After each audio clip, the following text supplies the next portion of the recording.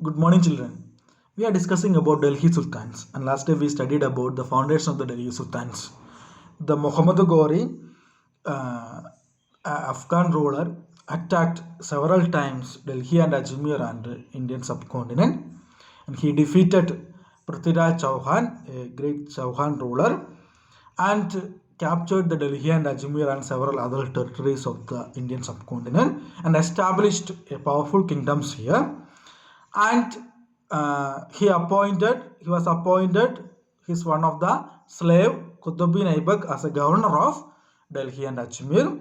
And when he went back, at that time he was dying, Muhammad Ghori. That time this Qutbuddin Aibak become the Sultan of, automatically become the Sultan of the Delhi and Ajmer. Like that, the slave dynasty established, and because it was known as slave dynasty because he was a slave of Muhammad Ghori. That is why Qutbuddin Aibak was a slave.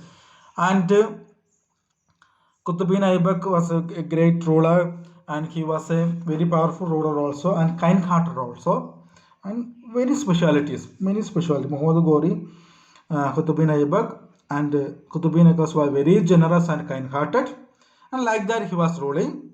And Qutbuddin Aibak succeeded by Shamsuddin Iltutmish. Okay, next ruler is known as, is one of the family member, Shamsuddin Iltutmish. Okay, and like that this ruling is going on. Then how we can understand this, from where we are getting these kinds of information about the Delhi Sultanates? That is, already these historians using studying about inscription, coins, and architecture and all these things. Another one important thing is that last day we discussed, that is about Tariq and Tawarik, writings about the sultanates, that is in Persian language. These Tariq and Tawarik writers, mainly they were the authors of Tawarik, were learned men, secretaries, administrators, poets, and courtiers appointed by the sultans, and they are writing the history of the sultans and achievements of the sultans with the hope of rich rewards. Okay, so like that they were the very powerful group at that time. Okay, they are advising the sultan, they have the power to advise the sultan, and they are writings about the sultan and the recording all the verdict of the sultans. Like that it is going on. And these Tariq and Tawarik writers, they are living in cities, not in villages. They often wrote in their histories of sultans the hope of rich rewards. These authors advised rulers on the need to preserve an ideal social order based on birthright and gender distinction. So always these rulers advise, this group advising the rulers, that is importance of birthright and gender distinction. Okay. So what do you mean by birthright? Birthright means privilege claimed an account of birth. For example, people believe that nobles inherited their rights to govern because they were born in certain families. So this birthright means it is getting by some privileges, getting by birth. Okay, like our caste system. Caste system means what? It is getting by birth now. The Brahmins, the powers of the Brahmins, it is getting by birth. It can't change. The same system is known as birthright also. All these rights, means ruling rights, administrating rights, and recordical rights, it is getting by birth. Who is saying that?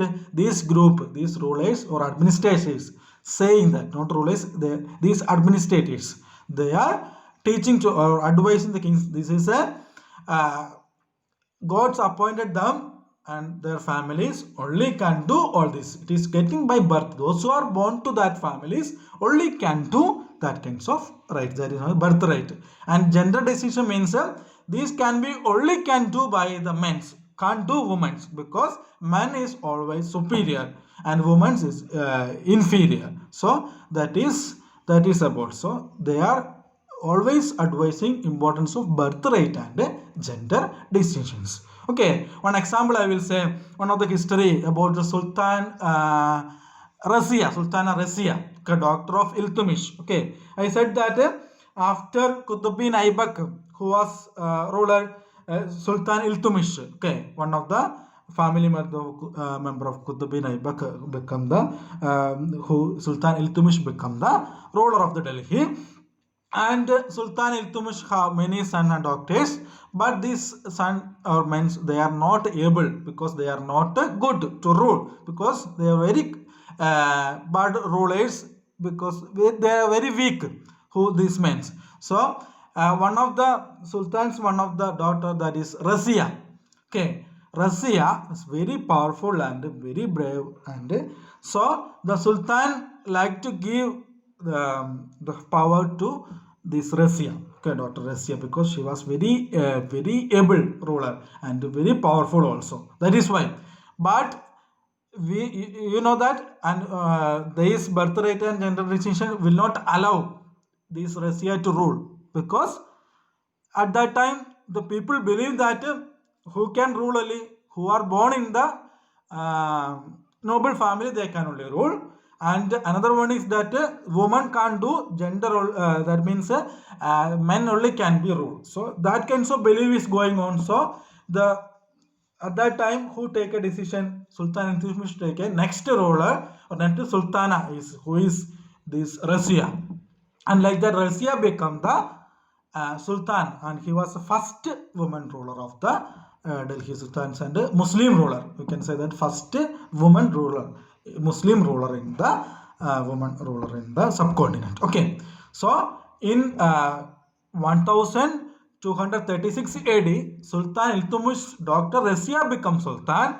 The chronicler of the age, Minhaj Siraj, the writings about the main writer at that time is Minhaj Siraj, write about this Razia, recognized that she was more able and qualified than all her brothers, but he was not comfortable at having a queen as a ruler because that time this gender distinction is existing. So the noble system will not allow to rule as a ruler of the or sultan of the Delhi. Like that, she was removed from the throne in 1240. Okay, 1240 AD she was removed because these nobles and other brothers of this Russia also did not allow to rule Russia because she was a woman. Okay, that is the reason she was a woman. Okay, so and about Russia, Russia was a dynamic ruler. She was a progressive minded thinker. Okay, and like men's all the activities she was doing, she is riding elephant and all kinds of works. She was very good soldier also. Like that, she was a successful established law and order in her kingdom. So all she was very good, but who did not allow to rule. She only ruled a several period only in 36 to 40. 36 to 40. Okay, 3 or 5 years only, 4 years only she ruled because these nobles and her brothers did not allowed. At last, one of his brother defeated this and killed, and like that Russia was gone. Okay, that is about the Russia. So here birthright and gender distinction is very important. Then expansion of the Delhi Sultan, how they expanded.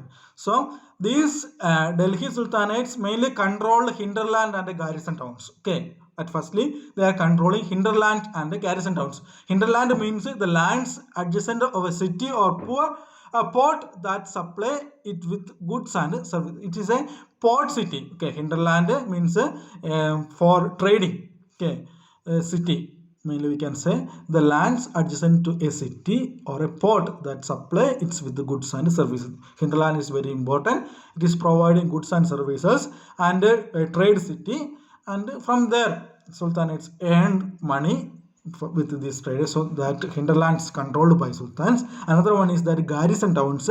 Garrison towns means a fortified settlement with the soldiers. Okay, fortified settlements in each and different from the Delhi, different areas they are settled these garrison towns for controlling. This is a fortified city with the soldiers. So this city can be controlled by that areas, nearby the areas. Like that, mainly the control is going through hinterland and garrison towns. Okay.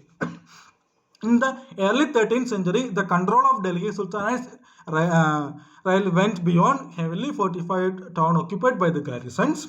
The sultan seldom controlled the hinterland of the cities and were therefore depend upon the trade, tribute, or plundering of supplies. Okay, the controlling garrison towns in distant Bengal, seen from Delhi, was extremely difficult. Okay, so controlling garrison towns from the distance from the Delhi, it is Bengals. It is very too long, so it is very difficult. The Delhi Sultans feel very difficult to control many garrison towns so far from the Delhi. Okay, because there is many rebellions is there because people is not satisfied with sometimes because the sultan can't directly can't rule because it is so long. So the local rulers can be sometimes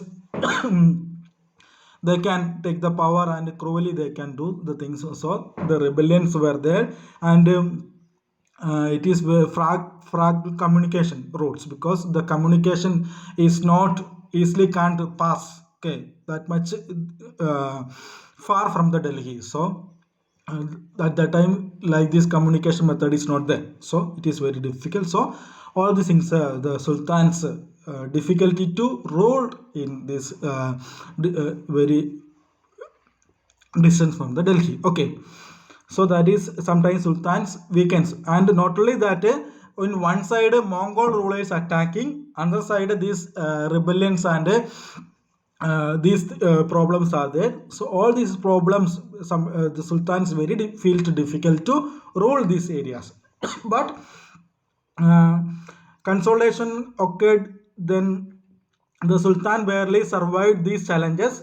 Okay, they survived these challenges. Consolidation occurred during the region Ghiyasuddin Balban and further expansion under the Alauddin Khalji and Muhammad Tughlaq. Okay, like they expanded all these challenges they overcome. What are the challenges? The communication difficulties they are so far, and the rebellions are there, and the local rulers are there, they are making problems, and the Mongol attacks are there. So when they establish these kingdoms, these kinds of difficulties they failed, and all these things they solved by this Ghiyasuddin Balban and further Alauddin Khalji and Muhammadin Tughlaq. Okay, these rulers solved all these problems. Okay, other things I will teach later. Okay, thank you.